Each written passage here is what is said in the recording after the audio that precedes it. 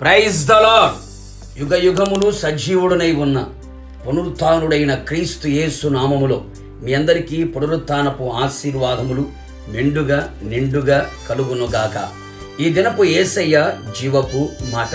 ఎఫెసీయులకు రాసిన పత్రిక అధ్యాయము 21వ వాక్య భాగము. పరిశుద్ధమైన దేవాలయమగుటకు వృద్ధి పొందుచున్నది. దేవుని మందిరమును ప్రేమించుచు ఆయన మందిరములోని మేలు చేత తృప్తి పొందుచు ఆయన మందిరములో నాటబడి వర్ధిలుచు ధన్యులుగా పరమునకు సిద్ధపడుచున్న నా దేవుని పరిశుద్ధమైన దైవ జనాంగమా, మనము దేవుని ఆలయమును దేవాలయమై ఉన్నాము. ఈ దేహము దేవుని ఆలయము దేవాలయము. ఈ దేవాలయము ఎల్లప్పుడూ పరిశుద్ధమైనదై ఉండవలెను. ఆయన తన విలువైన కలువరి శిలువ రక్తముతో మనలను కొని ఉన్నాడు. ఆయన నివసించుట కొరకే ఈ దేహమును ఆయన సొత్తుగా చేసుకుని ఉన్నాడు. పరిశుద్ధమైనదిగా దేవాలయము ఉండవలెను. ఆయన పరిశుద్ధుడైన దేవుడై ఉన్నాడు. కావున మనమందరము క్రీస్తు యేసే ముఖ్యమైన మూలరాయి ఉండగా అపోస్తులు ప్రవక్తలను వేసిన పునాది మీద కట్టబడవలెను. ప్రతి కట్టడము ఆయనలో చక్కగా అమర్చబడినప్పుడే పరిశుద్ధమైన దేవాలయమగుటకు వృద్ధి పొందెదము. ఆయనకు నివాస స్థలముగా ఆత్మ మూలముగా కట్టబడెదము. అందుచేత మనము పరిశుద్ధ దేవాలయమగుటకు వృద్ధి పొందెదము. ఆత్మ సంబంధమైన విషయములలో పరిశుద్ధముగా ఉండుటకు వృద్ధి పొందెదము. అనేక మంది ఆత్మీయులు వారి ఆత్మీయ జీవితము పరిశుద్ధ దేవాలయమగుటకు వృద్ధి పొందుటలేదు. మనము ఆయన పరిశుద్ధ దేవాలయమగుటకు అన్ని విషయములలో వృద్ధి పొందవలెను. మన విశ్వాసము వృద్ధి పొందుచు అమూల్యమైనదిగా అతి పరిశుద్ధమైనదిగా గొప్పదిగా మారవలెను. మన పరిశుద్ధత కూడా దినదినము వృద్ధి పొందుచు అతి పరిశుద్ధముగా సంపూర్ణముగా లోపము లేని వారిగా కనబడవలెను. మన ప్రార్థనా జీవితము కూడా దినదినము వృద్ధి పొందుచు ఉండవలెను.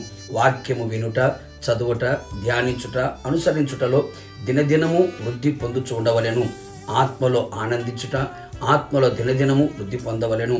దేవుని సంతోషపరుచుటలో, ఆయన చిత్తము చేయుటలో, ఆయనకు అనుకూలముగా జీవించుటలో, ఆయనను ప్రేమించుటలో మన సమర్పణ, మన త్యాగము, మన పరిచర్య ఇలా ఆత్మ సంబంధమైన విషయములలో దినదినము మితిలేని వృద్ధి మనలో కలుగుచుండవలెను. అప్పుడే మనము పరిశుద్ధమైన ఆయన నివసించు దేవాలయముగా మారెదము. అనేకులు లోకరీతిగా వృద్ధి పొందాలని కోరికతోనే ముందుకు వెళుచున్నారు.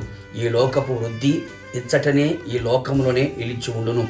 ఆత్మీయ వృద్ధి పరమునకు చేర్చును, ప్రభుతో కూడా ఉంచును, ప్రభుతో యుగయుగములు నివసించున్నట్లుగా చేయును. ప్రార్థన. పునరుత్థానుడైన యేసయ్య, నీ పరిశుద్ధమైన పాదములకి మరొకసారి కృతజ్ఞతాస్తుతులు చెల్లించుచు ఉన్నాం. మరొకసారి మీ పాద సన్నిధిలో మీ జీవపు మాట చేత మా ఆత్మీయ జీవితాన్ని జీవింప చేసుకోవడానికి మీరు సహాయం చేసి ఉన్నారు.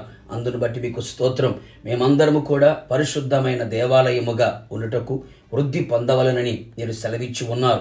అవును తండ్రి, మీరు మమ్మలను మీ విలువైన రక్తము చేత మమ్మను కొని ఉన్నారు, మమ్మలను మీ సొత్తుగా చేసుకున్నారు.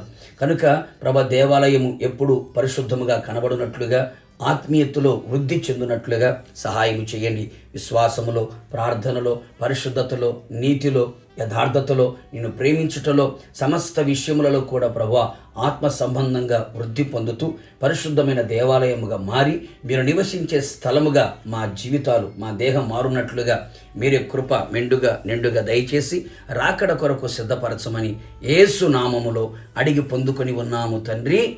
ఆమేన్. నిశ్చయముగా మీరుని మీ కుటుంబ సభ్యులందరూ పరిశుద్ధమైన దేవాలయమగుటకు వృద్ధి పొందుదురు గాక. God bless you.